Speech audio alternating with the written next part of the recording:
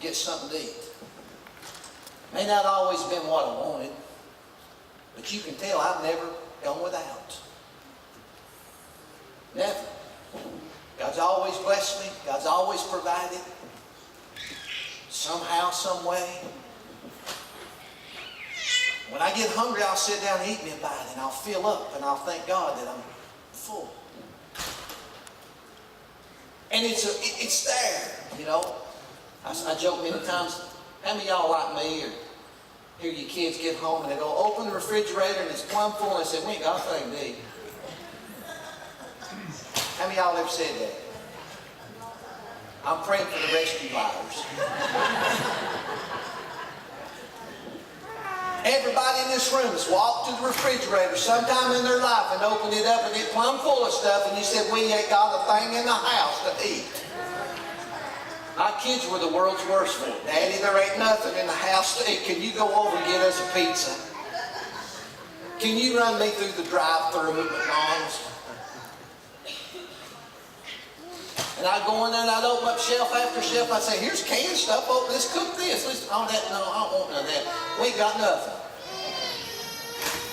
But we had plenty. It was available. It was there. Let me tell you something. The Spirit and the anointing, it's here. It's present. It's available. Come up to the table and begin to eat. Come up to the table. Pull up a chair. Sit down and begin. You know, it reminds me, I talk about my mother-in-law a lot. She was an old country woman. And we would be at her house maybe 3 or 4 o'clock in the evening, and somebody pull up to visit. And the first thing my mother-in-law did, she started rattling pans. She'd say, y'all hungry? Ain't you? Let me fix you something. She'd start peeling taters or something. Here, I'll get you something to eat here in just a minute. Y'all may have had a mother or grandmother just like that. And if the visitors come, you laid out food on the table and you fed them. Good country grub.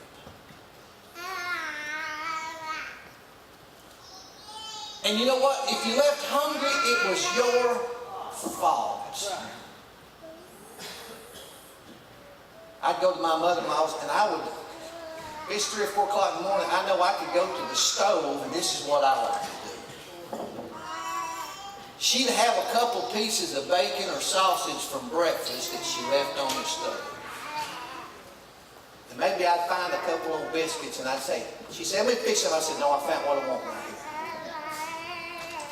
And I'd fix me a good bacon biscuit or something like that, and I'd warm it up. Like sometimes maybe I didn't warm it up, just cut it up and put it in. I said, this is good right here.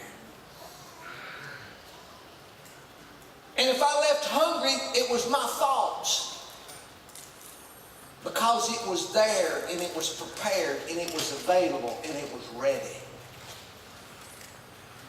Just like the Spirit of the Lord is. Are you hungry today? Are you thirsty? He's ready to pour it out. I will pour it out. I will pour it out. There's a new season. New season, folks. We got 1 year behind us in the new building. You know what? Bigger and better. Like the old fella said, I'm like the county fair, getting bigger and better every year. That's what we need to look at. There's a new season and an outpouring of the Spirit. And He says, I will do this thing. Are you ready? Are you willing? Are you hungry? Are you thirsty? And if you walk away empty, it's your fault. If you walk away, it's your fault. A new season. Last Sunday I challenged this church. And I said, we draw near to God, He'll draw nigh to us. That's what the Word says. He'll draw nigh to you. So simple. And I challenged this church that we were going to move to the next level.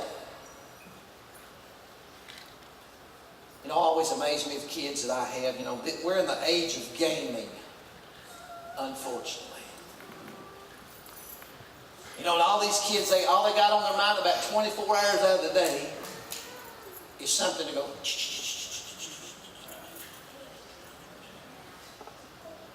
And kids asked me at school, said, Mr. Mullins, do you play video games? I said, absolutely not. They said, why? I said, because some of them, I get sick. I'm in the motion on one. After a while of running and shooting and jumping and hiding, I'm like, oh boy, can't do it. And they're so caught up in that. But here's the thing that I take from these kids. They want to get to the next level. And I'll hear some kids say, hey man, what level are you on starting that game? Where you at? Some kid, I'm on level number 3G or something. That's all you got? You not got no farther than that. Oh, that's easy. I did that 6 months ago. I'm way up here now. I'm up at this level. I'm killing I'm doing all this stuff. I've jumped all this. I've got all of this prizes and I've been crowned and king and all this stuff, whatever it is. This is where I'm at. I've got the high number. The only thing I could relate to that was playing pinball machine down at Jack Snyder out on 3rd Street or wherever when I was a kid. If you had the high game. Anybody ever done that? But these kids, they were all about, I'm going to the next level. I'm going to the next level. I'm going to go to the next level.